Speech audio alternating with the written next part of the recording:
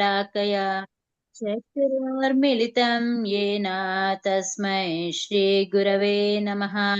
श्रीचैतन्यमनोभीष्टं स्थापितं येन भूतले स्वयं रूपा कदा मह्यं ददाति स्वपदान्तिकम्। वन्देऽहं श्रीगुरो श्रीयुतपदकमलं श्रीगुरुन् वैष्णवाञ्च श्रीरूपं साग्रजातं सहगणरघुनाथान्वितं तं सजीवं साद्वैतं सावधूतं परिजनसहितं कृष्णचैतन्यदेवं श्रीराधाकृष्णपादान् सहगणललिता श्रीविशाखान्विताञ्च। हे कृष्णा करुणा सिन्धो दीनबन्धो जगत्पते गोपेश गोपिका कान्ता राधाकान्त नमोऽस्तु ते।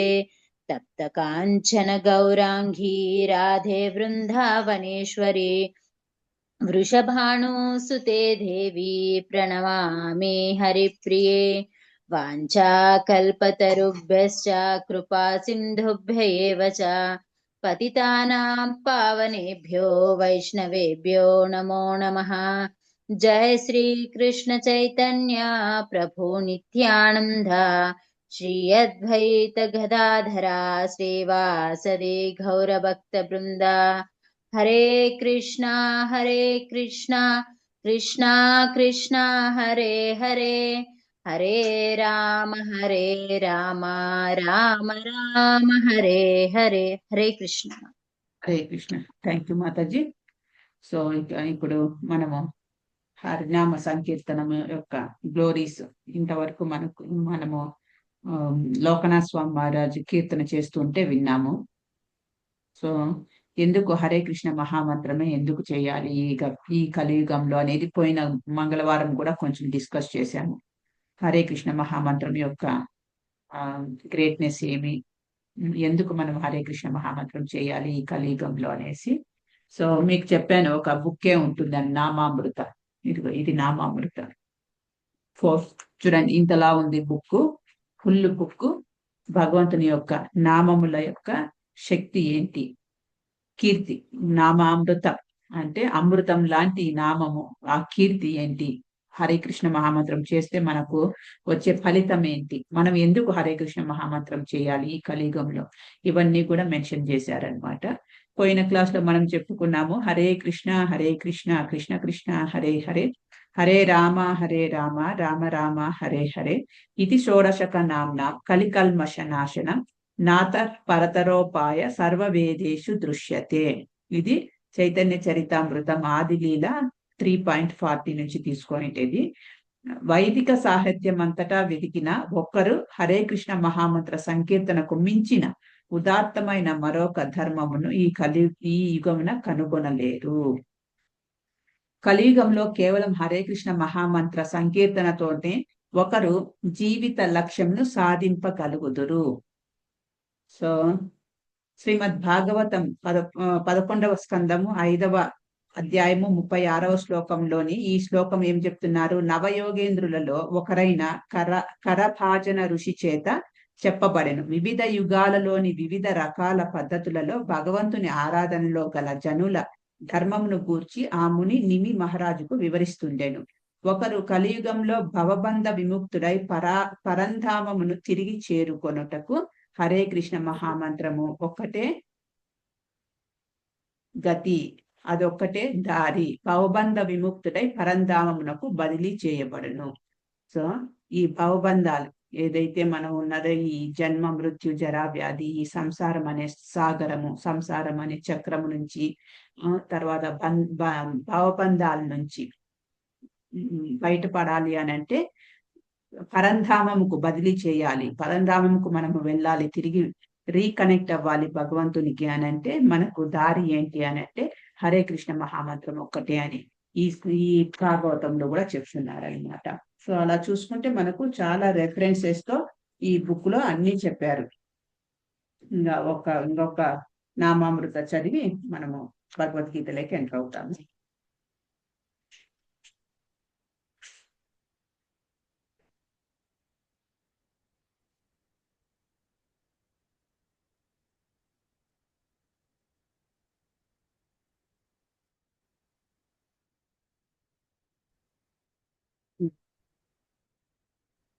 కలియుగ దుష్ప్రభావాలను హరినామము హరించును. కలియుగ దుష్ప్రభావములను పరిహరించుటకు మరియు అవిద్యా సాగరమును దాటుటకు ఒకరు హరినామమును జపించవలెను. కలిసంతరణోపనిషత్తు కూడా ఈ విధంగా తెలిపెను. హరే కృష్ణ కృష్ణ కృష్ణ హరే హరే, హరే రామ రామ రామ హరే హరే అను 32 అక్షరాలతో కూడిన 16 నామాలే కలియుగ దుష్ప్రభావాలను పరిహరించుటకు గల ఉపాయము. అవిద్యాసాగరమును దాటుటకు హరినామోచ్చరణకు మించిన అన్యోపాయము లేదని వేదాంతాలంతటా చూడవచ్చును. పవిత్ర నామము యొక్క ఇది ఈ కోట్ ఎక్కడి నుంచి తీసుకున్నారంటే, ఈ లైన్స్ శ్రీ చైతన్య చరితామృతం ఆదిలీల 7.76 నుంచి తీసుకున్నారనమాట. తర్వాత ఇంకా ఏం చెప్తున్నారు, ఈ కలియుగంలో వర్ణాశ్రమ ధర్మము కంటేను హరినామ సంకీర్తన ఎంతో ముఖ్యమైనది అని ఇంకొక చోట చెప్తున్నారు. సో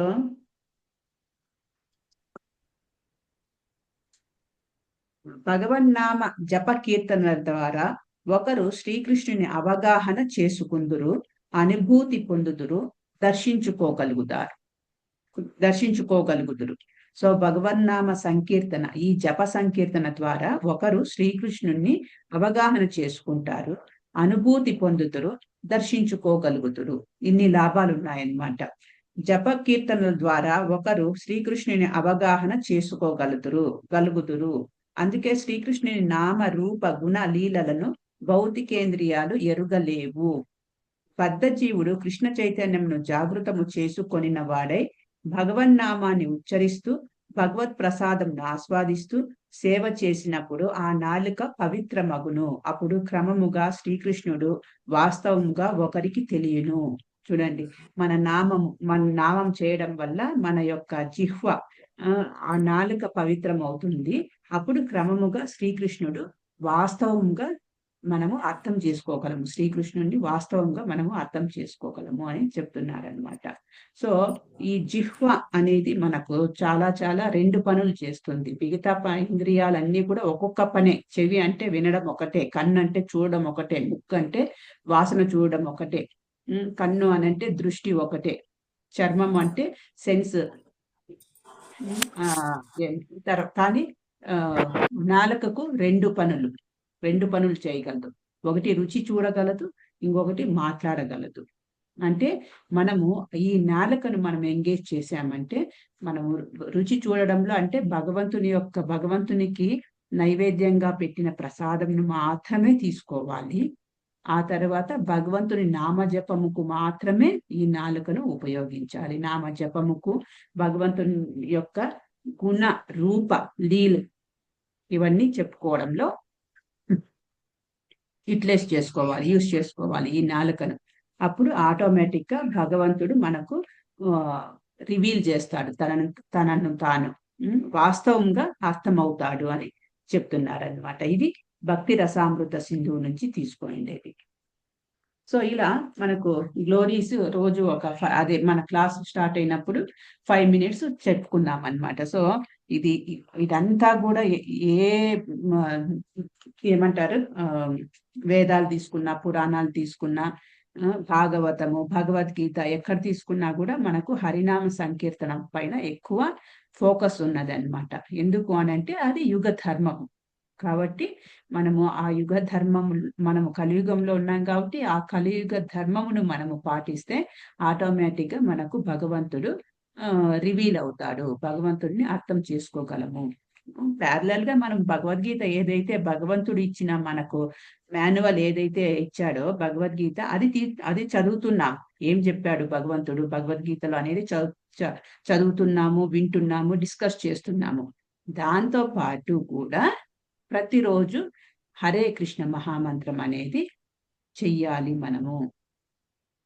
సో అది ఒక జపా మెడిటేషన్ లాగా.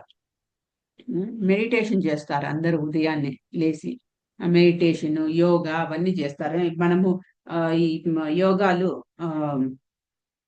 యోగా చేస్తున్నాం కదా, మనం చేస్తున్నది కూడా ఇది ఇప్పుడు యోగా. మేబీ ఎక్సర్సైజులు చేయకపోవచ్చు, జిమ్నాస్టిక్స్ చేయకపోవచ్చు, యోగా ఎలా యోగా అంటే, యోగా అంటేనే అర్థము కనెక్షన్. సో మనము భగవంతునికి కనెక్ట్ అవుతున్నాము. ఎలా కనెక్ట్ అవుతున్నాము అంటే భక్తి యోగాతో కనెక్ట్ అవుతున్నాము. సో మనం చేస్తున్నది కూడా యోగా. ఇది యాక్చువల్ యోగా అంటే ఇదే, మనం చేస్తున్నదే యాక్చువల్ యోగా, భక్తి యోగా. సో భగవద్గీతలో చెప్తారు, భక్తి యోగాకు మరో పేరు ఏంటి, బుద్ధి యోగా అని కూడా అంటారు. సో ఎవరైతే భగవంతునికి ఈ భక్తి యోగా ద్వారా మనము ఈజీగా భగవంతుని కనెక్ట్ అవ్వచ్చు. ఈ హరే కృష్ణ మహామంత్రం అనేది ఈ భూమికి, భూలోకంకు సంబంధించినది కాదు. ఇది భగవంతుని యొక్క ధామము, గోలోక బృందావనం నుంచి వచ్చిన మంత్రం ఇది, మహామంత్రము. ఆ గోలోక బృందావనం నుంచి మనకు భగవంతుడే స్వయాన తీసుకొచ్చారు. ఎలా అనంటే మన చైతన్య మహాప్రభు ఒక భక్తుని రూపంలో వచ్చి మనకు ఈ భగవద్గీత యొక్క ఇంపార్టెన్స్ ఎక్కువగా స్ప్రెడ్ చేశాడనమాట చైతన్య మహాప్రభు. చైతన్య మహాప్రభు మీకు తెలుసు, చైతన్య మహాప్రభు అంటే ఎవరో కాదు, కృష్ణ యొక్క కలియుగ అవతారం. మనం చాంటింగ్ చేసేటప్పుడు కూడా స్టార్టింగ్ లో చెప్తాం కదా, జై శ్రీకృష్ణ చైతన్య, ఆయనే ఈయన చైతన్య మహాప్రభు. జై శ్రీకృష్ణ చైతన్య ప్రభు నిత్యానంద. నిత్యానంద అంటే ఎవరో కాదు, బలరామ అవతారం.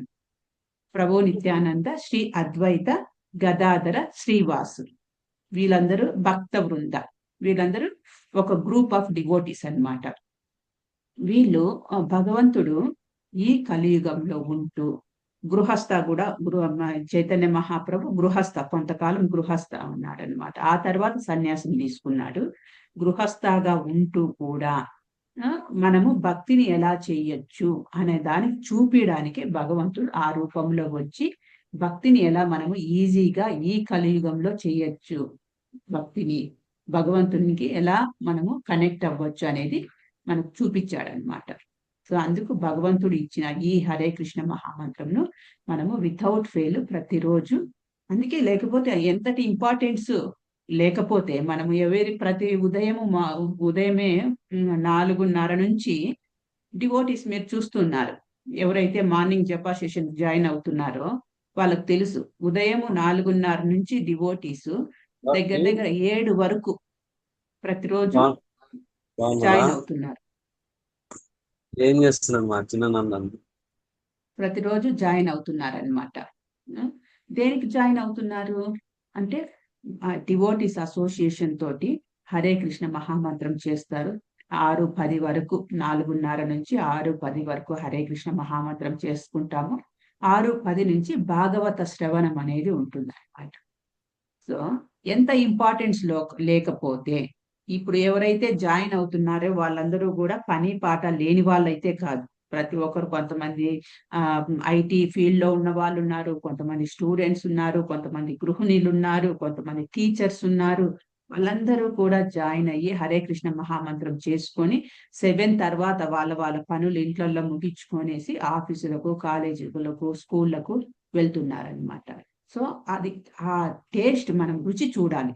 రుచి చూస్తే మనకు ఆటోమేటిక్ గా ఆ భగవంతునికి మనము, అంటే భగవంతుడు ఎప్పుడైతే మనము ప్రతిరోజు మన వైపు నుంచి సాధన చేస్తూ చేస్తూ చేస్తూ ఉంటే భగవంతుడు మనకు అర్థం అవుతాడు, రివీల్ చేసుకుంటాడు తనను తాను. మొదట్లో కష్టం అనిపించచ్చు, ఆ తర్వాత మనకు అమృతం లాగా ఉంటుంది అన్నమాట. ఈ భక్తి యోగా మొదట్లో విషంలాగా అనిపించచ్చు, ఆ తర్వాత అమృతం లాగా ఉంటుంది. అది ఈ హరే కృష్ణ మహామంత్రం యొక్క ఇంపార్టెన్స్. తర్వాత ఈరోజు ఇంకొక విషయము, 6:55 పవర్ కట్ ఉంది మాకు. దగ్గర దగ్గర ఆఫ్టర్నూన్ నుంచి 3-4 నుంచి పవర్ కట్ ఉంది. ట్రాన్స్ఫార్మర్ పేలింది, ఇంటి ముందర ఉన్న ట్రాన్స్ఫార్మర్. ఈ యూపీఎస్ మీద నడుస్తోంది ఇప్పుడు. ఎప్పుడు యూపీఎస్ కూడా డౌన్ అవుతుందో తెలియదు, అందుకే మీకే ముందే చెప్తూ ఉన్నాను. సో ఈ రోజు మనం ఏం చేద్దామంటే సెకండ్ చాప్టర్ 47వ శ్లోకం వరకు 47వ శ్లోకం మాత్రమే డిస్కస్ చేసుకుందాము. ఆ తర్వాత హరే కృష్ణ మహామంత్రమే ఎందుకు చాంటింగ్ చేయాలి, ఒక పాంప్లెట్ ఉంది నా దగ్గర, జపా మెడిటేషన్, మీకు ఉల్టాగా కనిపిస్తుందేమో, నేను పోస్ట్ చేస్తాను. చాంటింగ్ హరే కృష్ణ జపా మెడిటేషన్ ఎలా చేయాలి అనేది ఫోటో తీసి మీకు పోస్ట్ చేస్తాను. దాంట్లో కొన్ని పాయింట్స్ ఉన్నాయి, అవి డిస్కస్ చేసుకొని వైండప్ చేసేద్దాం ఈ రోజుకు. ఓకే, సో 2వ అధ్యాయం 47వ శ్లోకం. ఇది ఫేమస్ శ్లోకం, అందరికీ వినే ఉంటారు ప్రతి ఒక్కరూ కూడా. ఏంటంటే కర్మణ్యేవాధికారస్తే మా ఫలేషు కదాచన మా కర్మ ఫల హేతుర్భార్మ తే సంజ్ఞోస్త కర్మని. ఎవరైనా చదువుతారా? నేను చదువుతా మాతాజీ. చదవండి.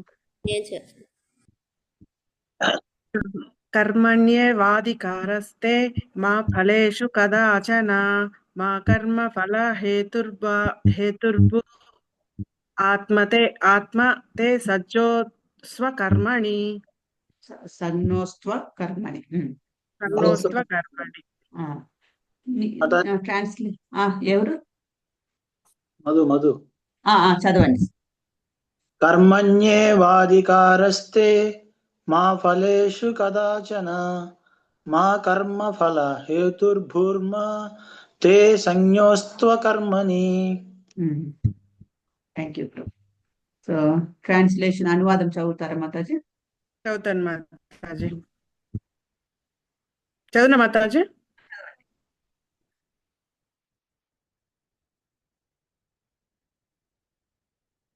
దానికే నీకు అధికారం ఉన్నది, కానీ కర్మఫలంలో కాదు. నీ కర్మఫలాలకు నీవే కారణమని ఎన్నడూ భావించకు. అలాగే నీ విధిని నిర్వహించకపోవటంలో ఆసక్తి చూపకు. థ్యాంక్ యూ మాతాజీ. సో ఇక్కడ చూడండి, కృష్ణ ఎలాంటి స్టేట్మెంట్ ఇస్తా అన్నాడు. నీ విద్యుత్ ధర్మమును నిర్వహించడానికే నీకు అధికారం ఉందంట. సో నీ ధర్మంను నువ్వు చేయాలి, దానిపైన మాత్రమే అధికారం ఉంది. ఆ కర్మ నుంచి వచ్చే ఫలంలో నీకు అధికారం లేదు అని అంటున్నాడు అనమాట. ఇప్పుడు ఎవరైనా నువ్వు జాబ్ మాత్రమే చెయ్యి, జాబు నుంచి నువ్వు శాలరీ మాత్రం ఎక్స్పెక్ట్ చెయ్యొద్దు అని అంటే ఎవరైనా చేస్తారా జాబ్ని? ఎవరు చేయరు. కృష్ణ చూడండి ఎలాంటి స్టేట్మెంట్ ఇస్తా ఉన్నారు. నీ విద్యుత్ ధర్మమును నిర్వహించడానికే నీకు అధికారం ఉన్నది, కానీ కర్మ ఫలంలో కాదు. అంటే ఏది జరిగినా కూడా వెనకాల భగవంతుని యొక్క హస్తం ఉండనే ఉంటుంది అన్నమాట. సో అది మంచి జరిగినా చెడు జరిగినా మనం ఏమనుకోవాలంటే భగవంతుని యొక్క బ్లెస్సింగ్స్ తోటే, భగవంతుని యొక్క అనుమతితోనే ఇవన్నీ జరుగుతున్నాయి అని భగవంతుని పైన భారం వేయాలన్నట్టు ఇక్కడ అంటున్నారనమాట. నీ కర్మ ఫలాలకు నీవే కారణమని ఎన్నడూ భావించకు. సో కర్మ ఫలాలకు మనము ఇప్పుడు మీరు లేదా నెక్స్ట్ ఇంకొక క్లాస్ లో అనుకుంటా 18 డేస్ సెషన్ లో డిస్కస్ చేసాము. ఏంటి, మనము ఒక కర్మ చెయ్యాలి అని అంటే మధ్యలో 5 మంది యొక్క హస్తం ఉంటుంది, 5 మెంబర్స్ హస్తం అనేది ఉంటుంది. అది ఏ రకంగా అంటే చూడండి, మీకు 5 మంది ఎలా, ఒక ఎగ్జాంపుల్ చెప్తాను. ఒక ఎగ్జాంపుల్ ఏంటంటే ఇప్పుడు మనము ఒక రైతు యొక్క పని ఏంటి, రైతు పొలంలో దున్నడము, ఇత్తనాలు వేయడము, ఇవన్నీ అతని పని. సో ఆ రైతు ఆ పొలం దున్నాలంటే ఎడ్ల పైన ఆధారపడాలి. ఎడ్లను తీసుకొని వెళ్తాడు, దున్నుతాడు, ఆ తర్వాత విత్తు వేస్తాడు. అన్ని అయినాయి. అన్ని అయిన తర్వాత ఇంకా నెక్స్ట్ ఏమి రావాలి మనకు? పర్మిషన్ ఎక్కడి నుంచి రావాలి? వర్షం. భగవంతుడి నుంచి వర్షం వస్తేనే మనకు విత్తు అనేది మొలుస్తుంది. వర్షం లేకపోతే ఆయన ఎంత కష్టపడి వేసినా కూడా ఆ విత్తు ఎండిపోవడమే తప్ప మొలక అనేది ఉండదు, దానివల్ల ఫలితం అనేది ఉండదు అనమాట.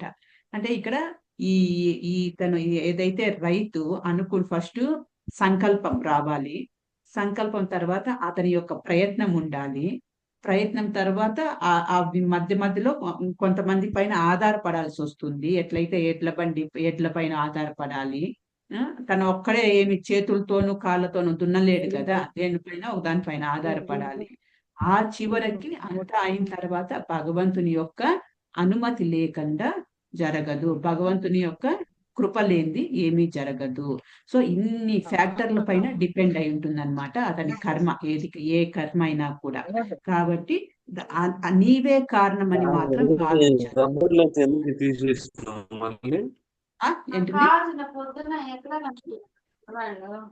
హరే కృష్ణ. మాతాజీ మ్యూట్ చేసేయండి మాతాజీ.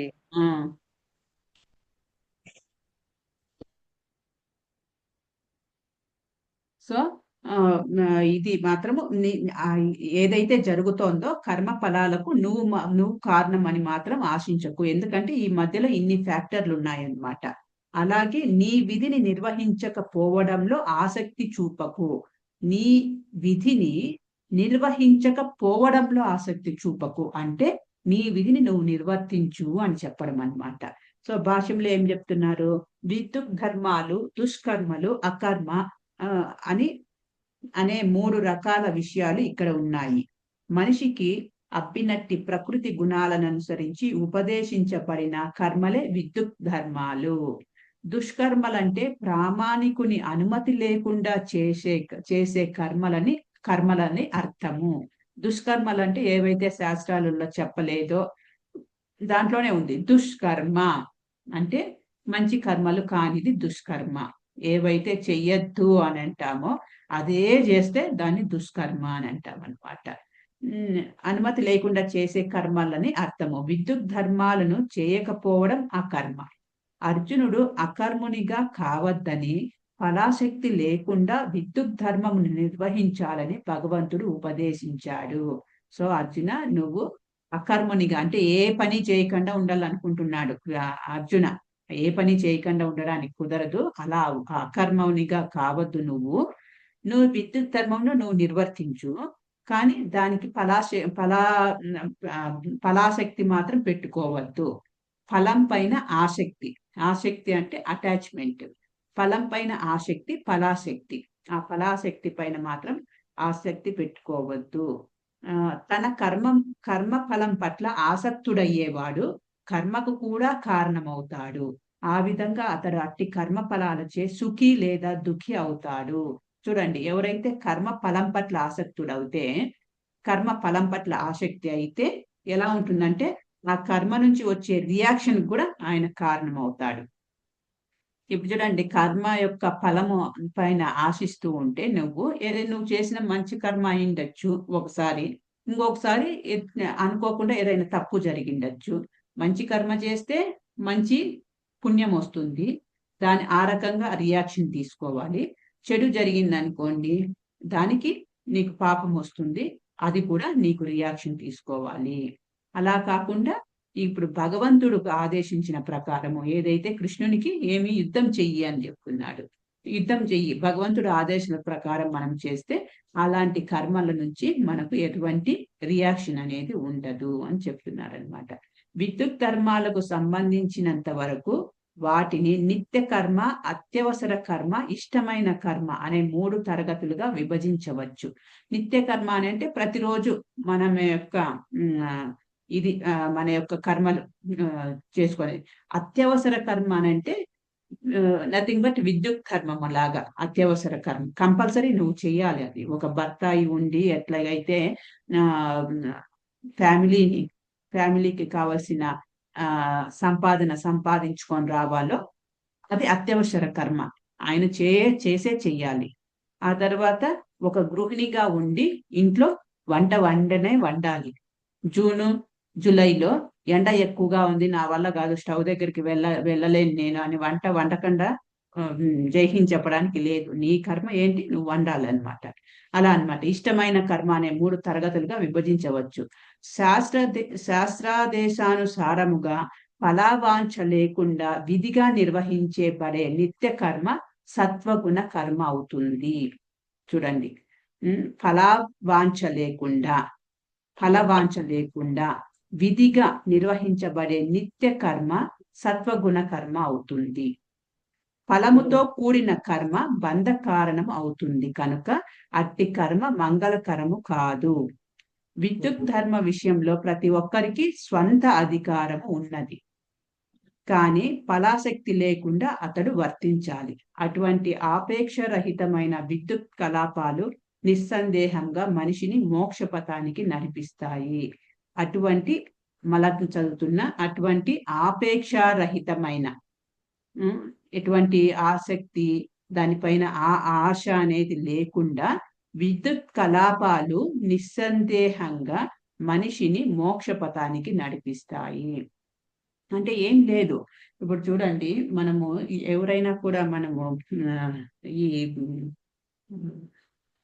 డివోషనల్ లైఫ్ లోకి వచ్చారంటే, ఒక భక్తుడి లైఫ్ లోకి వచ్చారంటే, మనం భక్తుడి లైఫ్ లో తొంగి చూసినా మనము ఆయన అంటే స్థితప్రజ్ఞలాగా ఉంటాడనమాట. దేనికి కూడా పెద్దగా రియాక్షన్ అనేది ఉండదు. తను ఏదైనా పోగొట్టుకున్నా, ఏదైనా సంపాదించినా, ఇప్పుడు చూడండి, సమ్ మనీ పోగొట్టుకున్నాడు అనుకోండి, ఎలా అనుకుంటాడంటే, ఏమో అది నాకు సంబంధించింది కాదేమో, నాకు సంబంధించింది అయి ఉంటే, నాకు రాసి పెట్టి ఉంటే దాని నుంచి రిటర్న్స్ నాకు వస్తుంది అని రాసి పెట్టి ఉంటే, నాకు సంబంధించిన మనీనే అయితే అది పోదు నా వైపు నుంచి. నా నుంచి వెళ్ళిపోయిందంటే, ఆ డబ్బు ఏదైతే నా వైపు నుంచి వెళ్ళింది అని అంటే అది నాది కాదు. ఎందుకంటే మనం భగవంతుణ్ణి కేంద్రంగా పెట్టుకొని, అతను ఏ కలాపాలు చేసినా కూడా భగవంతుణ్ణి కేంద్రంగా పెట్టుకొని భగవంతుని పైన భారం వేసేసి చేస్తున్నాడు కాబట్టి భగవంతుని యొక్క హస్తం ఉంటుంది ఏ పనిలో అయినా కూడా అని నమ్ముతాడు కాబట్టి ఆయన ఏది జరిగినా కూడా భగవంతుని ఆశీర్వాదంగా తీసుకుంటాడనమాట. ఇప్పుడు మీకు ఒక స్టోరీ చెప్పాను, మీకు చెప్పాను 2-3 బ్యాచ్లు కంటిన్యూగా ఉండడం వల్ల నాకు ఎవరికి ఏం చెప్పానో కూడా కన్ఫ్యూజన్ అవుతుంది ఒక్కొక్కసారి. అది ఏంటంటే, ఒక రాజు ఉంటాడు, రాజు దగ్గర మంత్రి ఉంటాడనమాట. మంత్రికి వచ్చి భగవంతుని పైన చాలా చాలా నమ్మకం ఉంటుంది. అది ఏం జరుగుతున్నా ఆయన ఏదైనా మన మంచి కోసమే చేస్తాడు భగవంతుడు, ఏదైనా మన మంచి కోసమే చేస్తాడు భగవంతుడు అనే ఊతపదం అంటారు కదా, అలా చెప్తూ ఉంటాడనమాట. ఒకసారి రాజు ఈ మంత్రి ఇద్దరూ కలిసి వేటకు వెళ్తారు. వేటకి వెళ్ళినప్పుడు వేట అంతా అయిన తర్వాత చెప్పానా? ఓకే. సో ఎవరైతే రాలేదో వాళ్ళకు ఒకసారి రివిజన్ చెప్తాము. మీరు ఆల్రెడీ విన్న వాళ్ళు మీకు రివిజన్ అవుతుంది. మధ్యాహ్నం కాసేపు రెస్ట్ తీసుకుందామని రాజు మంత్రి పక్కలో కూర్చొని రెస్ట్ తీసుకుంటూ ఉంటారనమాట. రాజు ఇట్లా చెయ్యి వెనకాలకి పెట్టుకొని ఉంటాడు, చెట్టు దగ్గర ఆనించుకొని. వెనకాల నుంచి ఒక పాము వచ్చి ఫింగర్ను కట్ చేస్తుంది, వేలును కరుస్తుంది. రాజు వేలును కరిచిన వెంటనే విషం ఇంకా బాడీ అంతా పాకిపోతుంది అనేసి ఆ రాజే తన యొక్క ఖడ్గంతో ఆ వేలును కట్ చేసేసుకుంటాడు అనమాట. కట్ చేసేసుకుంటాడు. తను ఇంకా బాధతో చాలా విలవిలలాడుతూ ఉంటాడు. ఈ పక్కన మంత్రి ఏం చెప్తాడంటే, ఏం జరిగినా కూడా మన మంచి కోసమే, భగవంతుడు మన మంచి కోసమే చేస్తాడు అని అంటాడు అనమాట. ఈయనకు రాజుకు పిచ్చ కోపం వస్తుంది. నాకు వేలు కట్ అయిపోయి నేను ఏడుస్తా ఉంటే ఏది జరిగినా మన మంచి కోసమే అంటాడు వీడు, తిక్కలోడు అనేసి వీని తీసుకుపోయి జైల్లో పడేసేయండి అని అంటారనమాట. ఓకే, ఆయన జైల్లో వేసేస్తారు. సో ఆ తర్వాత ఈ రాజును జైల్లో వేసేస్తారనమాట. ఆ తర్వాత రాజు ఏమవుతుందంటే, వీళ్ళ కోయ వాళ్ళకు దొరుకుతాడు. కోయ వాళ్ళకు, వాళ్ళు అడవి మనుషులు కదా, వాళ్ళు బలి ఇవ్వడానికి కోయ వాళ్ళకు దొరికిపోతాడు అనమాట. వీళ్ళు రాజుని ఎత్తుకొని పోతారు బలి ఇవ్వాలనేసి. రాజుని ఎత్తుకొని పోయి వానికి అంతా మొత్తం డెకరేషన్ చేస్తారు. ఇంకా బలికి రెడీగా డెకరేషన్ చేస్తే, ఆ తర్వాత బలి ఇచ్చేకి ముందు రాజుకు స్నానం చేపించి మంచి బట్టలు వేసి, అదే మనకి ఏదో అంటారు చూడండి, బలి ఇచ్చే గొర్రెను డెకరేట్ చేస్తారు చూడండి, పూలదండలు అవన్నీ వేసి అలా చేస్తారనమాట. అలా చేసేటప్పుడు గమనిస్తారు, ఏంటి ఒక ఫింగర్ లేనట్టు గమనిస్తారు. సో వాళ్ళ పద్ధతి ప్రకారము కాళికాదేవికి కానీ వాళ్ళ ఆచారం ప్రకారము బలి ఇచ్చేటప్పుడు సంపూర్ణమైన మనిషిని బలి ఇవ్వాలంట. వీడు అసంపూర్ణమైనాడు, ఫింగర్ లేదు కాబట్టి. అసంపూర్ణమైన మనిషి ఇది, సంపూర్ణమైన దేహం కాదు, అసంపూర్ణము దేహం. ఏంటది? వదిలేస్తారు. ఆ తర్వాత తర్వాత ఎందుకో ఈయనకు ఆ, మంత్రి చెప్పింది కరెక్టే కదా, నాకు ఫింగర్ కట్ అవ్వడం వల్లనే నేను బతికిపోయినాను కదా, లేకపోతే నన్ను వాళ్ళు చంపేసిండే వాళ్ళు కదా అనేసి ఆ మంత్రిని జైల్లో పెట్టండి అని చెప్పిన మంత్రిని బయటికి తీసుకురండి అని చెప్తారనమాట. బయటికి తీసుకొచ్చిన తర్వాత సరే నాకు ఫింగర్ కట్ అయిపోయిందని వదిలేశారు, ఆ రకంగా నాకు మంచి జరిగింది. నిన్ను జైల్లో పెట్టాను కదా నేను, నీకెలా మంచి జరిగింది అని అంటాడనమాట. అప్పుడు చెప్తాడు ఆ మంత్రి ఏం చెప్తాడంటే, ఇప్పుడు నువ్వు అసంపూర్ణం అని నిన్ను వదిలేసినారు వాళ్ళు పోయేవాళ్ళు. ఇన్ కేస్ నీ పక్కలో నేనుంటే నా బాడీలో ఎక్కడ దెబ్బ లేదు, నేను సంపూర్ణమైన బాడీ దొరికినట్టు అవుతుంది కదా, అప్పుడు నన్ను చంపేవాడు కదా, ఆ రకంగా నేను బతికిపోయినాను కదా అని అంటాడనమాట. అప్పుడు అంటే ఇక్కడ ఏం జరుగుతుందంటే మనకు అంత భగవంతుని యొక్క ఆ అదే శివ ఆజ్ఞ లేనిదే చీమైనా కుట్టదు అంటారు చూడండి. అంటే భగవంతుని పైన నమ్మకం పెట్టుకుంటే మనకు అంత మంచి జరుగుతుంది అని ఇక్కడ చెప్పడం అన్నమాట. భగవంతుణ్ణి కేంద్రంగా పెట్టుకొని ఏది జరిగినా భగవంతుని వల్లనే జరుగుతుంది, ఏది జరిగినా మనల్ని భగవంతుడు కాపాడుతాడు అనే ఇదితో విశ్వాసము అనేది పెట్టుకోవాలన్నమాట మనం.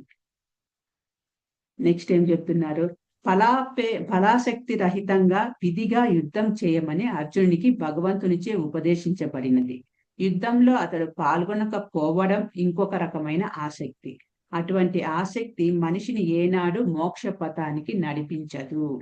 ఏ ఆసక్తి అయినా అది మంచిదే కాని చెడ్డదే కాని బంధానికే కారణమవుతుంది. అకర్మ పాపమయం కనుక విధిగా యుద్ధం చేయడమే అర్జునునికి ఏకైక మంగళకరమైన ముక్తి పదము. నెక్స్ట్ మళ్ళీ ఇంకొకసారి చదువుతున్నాను చూడండి. ఏ ఆసక్తి అయినా అది మంచిదే కాని చెడ్డదే కాని బంధానికి కారణమవుతుంది. అకర్మ పాపమయము. సో నువ్వు మంచి చేసినా చెడు చేసినా బంధంలో ఇరుక్కుంటావు. తర్వాత ఏమీ చేయకుండా ఉంటాను అని అంటే అది పాపము అవుతుంది. అంటే ఎలాగ మనిషి అనేవాడు పని అనేది చెయ్యాలి, కర్మ అనేది చెయ్యాలి, కర్మ చేయకుండా ఎస్కేప్ అవ్వడానికి లేదు.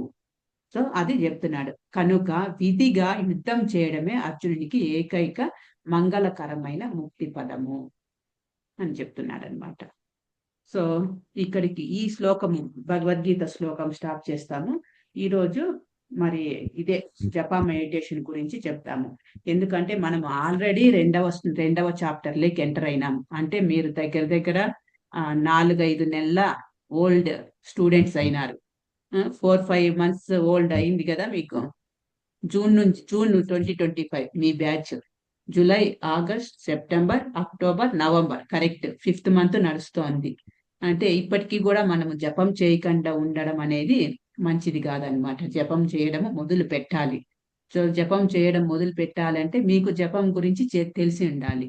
ఓకే, ఇక్కడ నన్ను వదిలేస్తే 17 మంది ఉన్నారు. మీ 17 మందిలో ఎంతమంది రెగ్యులర్ గా హరే కృష్ణ మహామంత్రం జపం చేస్తున్నారు? ఏమైనా చెప్పగలరా? శ్వేతా మాత చేస్తున్నారు. ఎన్ని మాలలు చేస్తున్నారు? Okay, 1 by 1. 6 వరకు చేస్తున్నాను మాతాజీ. ఓ హరి బోల్, వెరీ గుడ్. గోమతి మాతాజీ మీరు? నేను డైలీ 16 చేస్తాను మాతాజీ. లాస్ట్ ఏకాదశికి మాత్రం 108 చేశాను మాతాజీ. కృష్ణ, ఓకే. దండం పెట్టుకోవాలా మీకు 108 చేశారు. Harika Mataji early morning 3 start చేశాను మాతాజీ. నాకు మధ్యలో వర్క్ చేసుకుంటా ఆఫ్టర్నూన్ 8 కి ఫినిష్ అయింది మాతాజీ. 14 hours పట్టింది మాతాజీ. చేస్తారు కొంతమంది ఏకాదశి. నేను ఏ సేవ చేయలేకపోతున్నా మాతాజీ, అందుకని నేను నామ జపమే సేవగా పెట్టుకున్నాను మాతాజీ ఆ రోజుకి.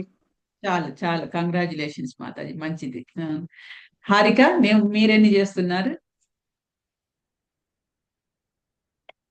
8 మాలస్ మాతాజీ. 8 చేస్తున్నా. వెరీ గుడ్, వెరీ గుడ్, మంచిది. ఇంకా ఎవరు చేస్తున్నారు మాతాజీ? వాయిస్ బ్రేక్ అవుతుంది. 16 చేసింది మాతాజీ. ఎవరు? జయలక్ష్మి మా అమ్మ మాతాజీ 16 జయలక్ష్మి జయలక్ష్మి మాత ఇక్కడ ఉన్నారు. ఉమ్. 16 చేస్తుంది మాతాజీ. గంగా భవాని 16 చేస్తుంది మాతాజీ. భవానీ మాతాజీ వచ్చారా? గంగా గంగా భవాని భవాని. వెరీ గుడ్, గంగా భవాని వచ్చారు. వీళ్ళందరితో చేస్తాను. జస్ట్ ఇప్పుడే వినిత అని కొత్తగా జాయిన్ అయ్యారు. ఈ రోజే మన క్లాస్ కి వచ్చారు మాతాజీ. తను కూడా స్టార్ట్ చేస్తున్నారు. ఎన్ని చేస్తున్నారు తనకి ఇంకా డైరెక్షన్స్ ఇస్తున్నాను. ఓకే. చేశారు. నేనే మాలించి ఓకే. చేయిస్తున్నాను మాతాజీ. Very good, very good, very good మాతాజీ, మంచిది. పద్మావతి రావులు పద్మావతి ఆ మాతాజీతో కూడా చేయడానికి మొదలు పెడుతున్నా మాతాజీ. ఆహా. వీళ్ళందరూ మీ కాంటాక్ట్స్?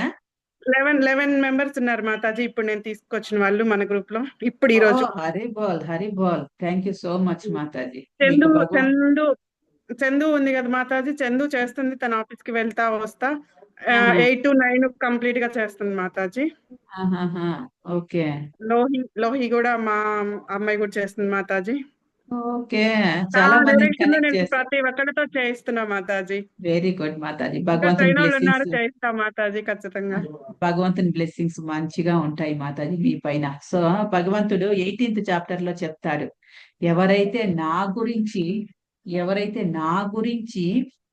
స్ప్రెడ్ చేస్తారో, నా నామము నా కీర్తి స్ప్రెడ్ చేస్తారో వాళ్ళంటే నాకు చాలా ప్రియము అని చెప్తారనమాట భగవంతుడు. సో మీకు లాస్ట్ లో ఇది కూడా వెతికి పట్టి చెప్తాను మీకు. ఆ శ్లోకం కూడా 18th చాప్టర్ లో ఉంది. సో భగవంతుని గురించి మనం స్ప్రెడ్ చేయాలి. ఇప్పుడు చూడండి, ఏదన్నా మంచి ప్రోడక్ట్ మీకు చాలా ఇష్టమైంది అనుకోండి, మా ప్రోడక్ట్ చాలా బాగుంది, చాలా సాటిస్ఫై అయిపోయినారంటే మీరు 10 మందికి చెప్తారా లేదా? ఇది తీసుకోండి, ఈ డాక్టర్ దగ్గరికి వెళ్ళండి, ఈ డాక్టర్ దగ్గరికి వెళ్ళండి, చాలా మంచిగా చూస్తాడు, నేను ఇలా పలానా ప్రాబ్లంతో వెళ్ళింటే నాకు డబ్బులు తక్కువే తీసుకుంటారు, ఎక్కువ టెస్టులు లేకుండా ఈజీగా నాకు క్యూర్ చేసినాడు. అలా మనం స్ప్రెడ్ చేస్తామా లేదా? సో హరినామము, భగవంతుడు ఎల్లవేళలా మన వెనకాల పరమాత్మ రూపంలో ఉన్న భగవంతుని గురించి మనం చెప్పుకోకపోతే ఎలా? భగవంతుడు ప్రతి ఒక్క పనిలో మనకు భగవంతుని యొక్క హస్తం ఉండనే ఉంటుందన్నమాట. ఇందాక చెప్పుకున్నాం కదా, ఏదైనా పని జరగాలి అని అంటే 5 ఫ్యాక్టర్స్ అనేవి ఉంటాయి. మనకు 17th చాప్టర్ లో వస్తుంది ఆ 5 ఫ్యాక్టర్స్ ఏవి అని. డీటెయిల్ గా చదివేటప్పుడు చదువుతాము. ఆ లాస్ట్ ఫ్యాక్టర్ వచ్చి భగవంతుని యొక్క శాంక్షన్. భగవంతుని యొక్క శాంక్షన్ లేనిది మనం ఈ ముందర 4 ఫ్యాక్టర్లు రెడీ అన్ని అయినప్పటికీ కూడా భగవంతుని శాంక్షన్ లేకపోతే మనం చేయలేమన్నమాట. సో అలాంటి భగవంతుడు మనకు అంతటి ఇది ఇస్తుంటే మనకు అంతగా కోఆపరేట్ చేస్తున్నాడు భగవంతుడు. దేనికి? నువ్వు నా నామజపం చేసి తిరిగి నా ధామంకి వచ్చేసి అనేసి. సో మనము దాన్ని యూటిలైజ్ చేసుకోవాలన్నమాట, భగవంతుడు ఇస్తున్న అవకాశాన్ని.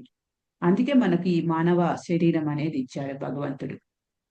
ఓకే, మనము ఇప్పుడు చూడండి, ఈ జపా మెడిటేషన్ గురించి చెప్పుకునే ముందు ఇక్కడ శిక్షాష్టకం అని ఒక అష్టకం ఉంది, శ్లోకాలు, 8 శ్లోకాలు. సో ఆ చైతన్య మహాప్రభు గురించి చెప్పాను కదా, ఆయన చెప్పినదే ఈ శిక్షాష్టకం అన్నమాట. సో శిక్షాష్టకంలో ఏం చెప్తున్నారంటే చైతన్య మహాప్రభు ఫస్ట్ శ్లోకము, చేతోదర్పణమార్జనం భవమహాదావాగ్ని నిర్వాపనం శ్రేయః కైరవ చంద్రికా వితరణం విద్యావతు జీవనం ఆనందాంబుదివర్తనం ప్రతిపదం పూర్ణామృత స్వాదనం సర్వాప్తసాపనం పరం విజయతే శ్రీకృష్ణ సంకీర్తనం. మీనింగ్ చదువుతాను, వినండి శ్రద్ధగా. అనంతకాలం నుండి ప్రోగుపడిన ధూళిని తొలగించి హృదయమును శుభ్రపరచునదియు మరియు జన్మ మృత్యు భరితమైన భౌతిక జీవన అగ్నిని శమింపజేయునదియగు శ్రీకృష్ణ సంకీర్తనమునకు జయము జయము. చంద్రుని చల్లని కిరణములను ప్రసరింపజేసేది కారణమున ఈ శ్రీకృష్ణ సంకీర్తనము సర్వ మానవాళికి అతి ముఖ్యమగు వరప్రసాదము. ఆధ్యాత్మిక జ్ఞానమునకు జీవం ఈ సంకీర్తనమే. ఆధ్యాత్మిక ఆనంద సాగరమును వృద్ధి చేయు ఈ కృష్ణ నామ సంకీర్తనము సర్వదా పూర్ణామృత స్వాదనమును కలుగజేయగలదు. సో అనంత కాలం నుండి ఫస్ట్ లైన్ చేతోదర్పణ మార్జనం, అనంతకాలం నుండి ప్రోగుపడిన ధూళిని తొలగించి హృదయంను శుభ్రపరచును. ఏది? ఈ హరే కృష్ణ మహామంత్రము, ఈ హరినామ సంకీర్తనము. చూడండి, ఇప్పుడు ఒక లేడీ తన ఇంట్లో నుంచి పక్కింటి బాల్కనీ కనిపిస్తుంది అనమాట. తన ఇంట్లో కిటికీ ఉంటుంది. ఈ కిటికీ నుంచి చూస్తే పక్కింటి బాల్కనీ కనిపిస్తుంది. పక్కింటి బాల్కనీ వాళ్ళు బట్టలు ఆరేస్తూ ఉంటుంది అనమాట. ప్రతిరోజు ఈవిడ చూసిన ప్రతిసారి వాళ్ళ భర్తతో అంటా ఉంటుంది, ఆవిడ చూడండి బట్టలు ఏదో ఉతుకుతుంది, ఆరేస్తుంది, కానీ ఆ బట్టల నిండా మరకలే మరకలే మరకలే మరకలే మరకలు ఎప్పుడూ ఉంటాయి. ఆవిడ ఏమి ఉతుకుతుందో బట్టలు ఏమి ఉతుకుతుందో నాకు అర్థం కాదు, ఎప్పుడు మరకలు ఉండనే ఉంటాయి, బట్టలు అలా ఉతుకుతారా అని పాయింట్అవుట్ చేస్తూ ఉంటుంది అనమాట. ఆ తర్వాత కొన్ని రోజులకు అర్థమైన విషయం ఏంటంటే, ఆ మరకలు ఉన్నది బట్టల మీద కాదు, ఆ మరకలు ఉండేది విండో గ్లాస్ పైన, ఈవిడ విండో గ్లాస్ పైన. సో అంటే అలా మనము మన హృదయంలో చాలా ధూళి పట్టింది. ఆ హృదయంలో ఉన్న ఆ ధూళి పట్టిన హృదయంతో మనం ఎదుటి వాళ్ళను జడ్జి చేస్తున్నాము. ఈవిడ విండో క్లీన్ చేసుకోకుండా చూడడం వల్లనే కదా ఆవిడ మచ్చలు ఉన్నాయి, ఆవిడ డర్టీ ఉన్నాయి బట్టలు అని పాయింట్అవుట్ చేస్తుంది. కానీ యాక్చువల్ గా డర్టీగా ఉండేది ఏంటి అంటే ఈవిడ విండో డర్టీగా ఉంది. సో ఈవిడ విండో ఫస్ట్ క్లీన్ చేసుకోవాలి. అలా మనము కూడా మన హృదయంలో పోగుపడిపోయిన ధూళి తొలగించుకోవాలి, క్లీన్ చేసేసుకోవాలి అని అంటే ఏంటి దారి ఏంటి అని అంటే ఈ హరే కృష్ణ మహామంత్రము. ఈ హరే కృష్ణ మహామంత్రం చేస్తూ చేస్తూ చేస్తూ చేస్తూ చేస్తూ ఉంటే మన హృదయంలో ఉన్న కల్మషాలన్నీ కూడా తొలగిపోతాయి అని చెప్తున్నారనమాట. తర్వాత నెక్స్ట్ శ్లోకం చూస్తే నామకారి బహుదా నిజ సర్వశక్తి స్థాపిత నియమిత స్మరణేన కాలః ఏతాదృశి తవ కృపా భగవాన్ మమాపి దుర్దైవామీదృశం సమీహ జానునారురాగః. హే ప్రభు, నీ పవిత్ర నామం ఒక్కటే జీవులకు సర్వాభీష్టములను ఒసగగలదు. కృష్ణ, గోవింద అను అనేక నామములను కలిగిన నీవు ఆ దివ్య నామములందు నీ దివ్య శక్తులన్నిటినీ నింపి ఉన్నావు. ఆ నామములను కీర్తించుటకు ఎటువంటి కఠిన నిబంధనలు లేవు. హే ప్రభు, నీ పవిత్ర నామములను కీర్తించుట ద్వారా నిన్ను సులభముగా చేరుటకు మమ్ము కరుణతో సమర్థులను కావించినను దురదృష్టవశాత్తు ఆ నామము పట్ల నాకు ఎట్టి ఆకర్షణయు కలుగటలేదు. సో ఇది ఎవరు చెప్పారని చెప్పాను, ఈ శిక్షాష్టకము చైతన్య మహాప్రభు. సో చైతన్య మహాప్రభు ఎవరి అవతారము? కలియుగంలో కృష్ణ అవతారము. సో అంటే నథింగ్ బట్ మనకు ఈ భగవద్గీత మనం చదువుతున్నాం. భగవద్గీత ఎవరిచ్చింది? కృష్ణ. ద్వాపర యుగంలో భగవద్గీత కృష్ణ ఇచ్చాడు. సో అదే కృష్ణుడు కలియుగంకి వచ్చేటప్పటికి మనకు హరినామం అనేది స్ప్రెడ్ చేస్తున్నాడు అనమాట. అంటే హరినామం ఎంతటి ఇంపార్టెంట్. భగవంతుడే స్వయాన భగవంతుడే ఒక భక్తుని రూపంలో వచ్చి ఈ కలియుగంలో ఒక గృహస్థగా ఉంటూ భక్తిని మనము ఎలా చేయొచ్చు, భక్తిని చేసుకుంటూ ఎలా మనము భగవద్ధామంకు తిరిగి వెళ్ళొచ్చు అనేది రుజువులతో పాటు చూపించాడనమాట. సో ఆయన ఏం చెప్తున్నాడు చూడండి ఇక్కడ, నీ పవిత్ర నామం ఒక్కటే జీవులకు సర్వాభీష్టములను ఒసగగలదు. కృష్ణ, గోవింద అను అనేక నామములను కలిగిన నీవు ఆ దివ్య నామములందు నీ దివ్య శక్తులన్నింటినీ నింపి ఉన్నావు. సో భగవంతుని యొక్క శక్తి అంతా ఎందులో ఉంది అని అంటే ఈ నామములోనే ఉంది, భగవంతుని యొక్క నామంలోనే ఉంది. పోయిన వారం డిస్కస్ చేశాము ఏంటి, హనుమాను రామ పేరు. హనుమాను రామ రామ అని కోతులు వీళ్ళు వారధి కట్టేటప్పుడు ఆ రాళ్ల పైన రామ రామ అని రాసి దాంట్లోకి సముద్రంలోకి వేస్తే అవి బాగా తేలుతూ ఉన్నాయి. రామ అని రాయకుండా వేస్తే బుడకమని మునిగిపోతున్నాయి అన్నమాట. అంటే రామ ఈ కలియుగంలో భగవంతుని యొక్క శక్తి మొత్తం నామరూపంలో ఉంచాడు, నామంలో పెట్టాడు. ఆయన పొటెన్సీ అంతా, శక్తి అంతా. ఆ నామములను కీర్తించుటకు ఎటువంటి కఠిన నిబంధనలు లేవు. సో నిబంధనలు అయితే ఏమీ లేవు. ఎవరైనా ఎక్కడైనా ఎప్పుడైనా ఎలాంటి పరిస్థితుల్లో అయినా హరే కృష్ణ మహామంత్రం చెయ్యొచ్చు. ఇలాగే చెయ్యాలి, ఇలాగే కూర్చోవాలి అని రూల్స్ అయితే లేవు.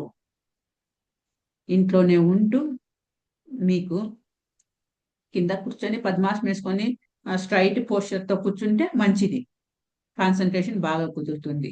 అలా కూర్చోలేము, నేను కింద కూర్చోకూడదు, పద్మాసనం వేసుకొని కూర్చోకలేను, నా మోకాలు నొప్పులు అంటే పర్వాలా, చైర్లో కూర్చోండి. కాకపోతే మొత్తానికి ఏదైతే జపం చేస్తున్నామో దాని మీద కాన్సన్ట్రేషన్ అనేది పెట్టాలన్నమాట. ఏదైతే వస్తోందో నోట్లోంచి హరే కృష్ణ కృష్ణ కృష్ణ హరే హరే, హరే రామ రామ రామ హరే హరే, నోట్లో వచ్చినది ఈ చెవుల్లోకి వెళ్ళాలన్నమాట. ఆ రకంగా మనము 3 పనులు చేసినట్టు అవుతుంది. కీర్తనం జరుగుతోంది, శ్రవణం జరుగుతోంది, నామ స్మరణం జరుగుతోంది, విష్ణు స్మరణ. ఏదైతే చెప్తున్నామో అదే వింటున్నాము కాబట్టి ఆటోమేటిక్ గా మన యొక్క స్మరణ కూడా దానిపైనే ఉంటుంది. 3 పనులు జరుగుతాయి హరే కృష్ణ మహామంత్రం చేయడం వల్ల. భక్తి ప్రాసెస్, ఈ 3 కూడా ప్రహ్లాద్ మహారాజ్ చెప్పిన భక్తి ప్రాసెస్లు అన్నమాట. నా పవిత్ర నామములను కీర్తించుట ద్వారా నిన్ను సులభముగా చేరుటకు మమ్ము కరుణతో సమర్థులను కావించినను దురదృష్టవశాత్తు ఆ నామం పట్ల నాకు ఎట్టి ఆకర్షణ కలగటలేదు. అంటే ఇక్కడ చైతన్య మహాప్రభు మన బద్ధ జీవుల గురించి చెప్తున్నాడు అనమాట. నువ్వు ఎన్నో రిలాక్సేషన్స్ ఇచ్చావు కృష్ణ, ఇదేంటి యుగానికి తగ్గట్టు యుగ ధర్మము హరే కృష్ణ మహామంత్రం ఈజీ ప్రాసెస్ ఇచ్చావు. లేకపోతే చూడండి, మీరు మిగతా యుగ ధర్మాలతో కంపేర్ చేస్తే ఇది డెడ్ ఈజీ. హరే కృష్ణ మహామంత్రం ఇంట్లో కూర్చొని ఈ కలియుగ ధర్మం చేయడము. ఎలాగైతే సత్యయుగంలో ఏం చేసేవాళ్ళు, సత్యయుగ ధర్మం ఏంటి? యజ్ఞాలు, తపస్సు మాతాజీ. తపస్సులు. సత్యయుగ ధర్మం వచ్చి తపస్సులు ఏంటి, సంవత్సరాల తరబడి ఒంటి కాళ్ళ పైన చాలా కఠినమైన తపస్సులు చేసేవాళ్ళు అనమాట. ఇండు వదిలేసి అడవుల్లోకి వెళ్ళి ఏకాంత ప్రదేశం సెలెక్ట్ చేసుకొని సంవత్సరాల తరబడి తపస్సు చేస్తేనే ఆ యుగంలో వాళ్ళకు భగవంతుని యొక్క సాక్షాత్కారం పొందగలిగే వాళ్ళు అనమాట. నెక్స్ట్ ద్వాపరికం వచ్చేటప్పటికి యజ్ఞాలు హోమాలు అవి చేయాలన్నా మన వల్ల కాదు. ఇప్పుడు యజ్ఞాలు హోమాలు చేయాలంటే అంతటి స్పష్టంగా పలికే శ్లోకాలను స్పష్టంగా పలికే బ్రాహ్మణులు అనే వాళ్ళు లేరు. ఆ తర్వాత ఆ యజ్ఞంలో హోమాలలో వాడే ఈ ప్యూర్ ఘీ గాని అదేంటి మూలికలు గాని ఏవేవో వేస్తారు కదా, పారాఫెర్నాలియా ఐటమ్స్ అన్ని, ద్రవ్యాలు, సుగంధ ద్రవ్యాలు అవన్నీ దొరకట్లేదు ఇప్పుడు మనకు. అది సో అది రూల్డ్ అవుట్, అది చేయలేము. తర్వాత ద్వాపర యుగంకి వచ్చేటప్పటికి విగ్రహారాధన చేయాలన్నా కూడా కొన్ని రూల్స్ ఉన్నాయి. ఇక్కడ ఏం చెప్తున్నారు మనకు, ఈ కలియుగంలో ఈ హరే కృష్ణ మహామంత్రం చేయడానికి కీర్తించుటకు ఎటువంటి కఠిన నిబంధనలు లేవు. సో భగవంతుని యొక్క నామ సంకీర్తన ఈ కలియుగంలో కలియుగ ధర్మమైన హరే కృష్ణ కృష్ణ కృష్ణ హరే హరే, హరే రామ రామ రామ హరే హరే, ఈ నామ జపం, ఈ భక్తి యోగ ప్రాసెస్ తీసుకోవడానికి మనకు ఎటువంటి కఠిన నిబంధనలు లేవు. అంత ఈజీ ప్రాసెస్ భగవంతుడు మనకిచ్చాడనమాట. సో అంటే ఇప్పుడు ఏదైతే సత్యయుగంలో, త్రేతాయుగంలో, ద్వాపరయుగంలో వారి యుగ ధర్మాలను వాళ్ళు చేయడం వల్ల భగవంతుని సాక్షాత్కారం ఎలాగైతే పొందారో సేమ్ ఫలితం మనము ఈ కలియుగంలో జస్ట్ ఇంట్లో కూర్చొని జపం చేస్తూ భగవంతుణ్ణి ఈ సేవ చేసుకుంటూ భగవంతునికి నైవేద్యం పెట్టి ఆ నైవేద్యం పెట్టిన ప్రసాదంనే మనము స్వీకరించి ఈజీ ప్రాసెస్లన్నీ భగవద్ధామంకు వెళ్ళిపోవచ్చు. సో అందుకు మనకు శాస్త్రాలలో చెప్తారు, ఈవెన్ దేవీ దేవతలు ఎవరైతే స్వర్గలోకాలలో ఉన్నారో ఆ దేవీ దేవతలు కూడా ఈ కలియుగంలో మానవ జన్మ రావడానికి తహతహలాడుతూ ఉంటారంట. మానవ జన్మ కలియుగంలో ఈ భూమి పైన దొరికితే చాలు మాకు అనేసి. ఎందుకంటే ఈ భూమిపై నుంచే ఈ మానవ జన్మ శరీరంతో ఈ మానవ శరీరంతో మనకు భగవద్ధామంకి వెళ్ళడానికి ఆస్కారం ఉందన్నమాట. ఆ తర్వాత ఈ భూమి పైన ఈ కలియుగంలో ఈజీ ప్రాసెస్ ఇచ్చాడు కదా ఆ భగవద్ధామంకి వెళ్ళిపోవడానికి. హరే కృష్ణ మహామంత్రం చేస్తే చాలు. అదే ఇన్ కేసు ఎవరైతే నేను చెప్పానో దేవి దేవతలు స్వర్గవాసులు వాళ్ళు కలియుగంలో పుట్టాలని తహతహలాడుతుంటారు అని చెప్పాను కదండి. వాళ్ళే ఇన్ కేసు సత్యయుగంలో పుట్టారనుకోండి. సత్యయుగంలో అంటే వాళ్ళు మళ్ళీ 60-70 సంవత్సరాలు 60-70 వేల సంవత్సరాలు ఇది తపస్సు చేయాల. అంతటి కఠినమైన తపస్సులు లేకుండానే ఈ భూమిపై నుంచి కలియుగంలో పుడితే హరే కృష్ణ మహామంత్రంతో భగవద్ధామంకు వెళ్ళిపోవచ్చు అన్నమాట. సో అలా ఈ మన ప్రహ్లాద్ మహారాజు వాళ్ళ ఫాదర్ హిరణ్యకశిపు 60,000 సంవత్సరాలు తపస్సు చేశాడంట. మీరు అలా అడగచ్చు, 60,000 సంవత్సరాలు ఎట్లా మాతాజీ అనేసి. సో ఆ సత్యయుగంలో వారి యొక్క లైఫ్ స్పాన్ 1,00,000 సంవత్సరాలు బతికేవాళ్ళు మనుషులు. సో సత్యయుగము నేను ఇప్పుడు అడుగుతాను అందరినీ కూడా, సత్యయుగం యొక్క యుగ ధర్మం ఏంటి చెప్పండి? సత్యయుగ ధర్మము తపస్సు. వారి యొక్క జీవిత పరిమాణం ఎంత? జీవిత కాలం ఎంత? 1,00,000 సంవత్సరాలు. 1,00,000. నెక్స్ట్ యుగం వచ్చింది సత్యయుగము. సారీ, సత్యయుగం అయిపోయినాక త్రేతాయుగం. త్రేతాయుగంలో వారి యొక్క యుగ ధర్మము యజ్ఞాలు, యాగాలు, హోమాలు. వారి యొక్క కాల పరిమితి ఎంత డౌన్ అయిపోయిందంటే 1,00,000 సంవత్సరాల నుంచి 10,000 సంవత్సరాలకు డౌన్ అయిపోయింది.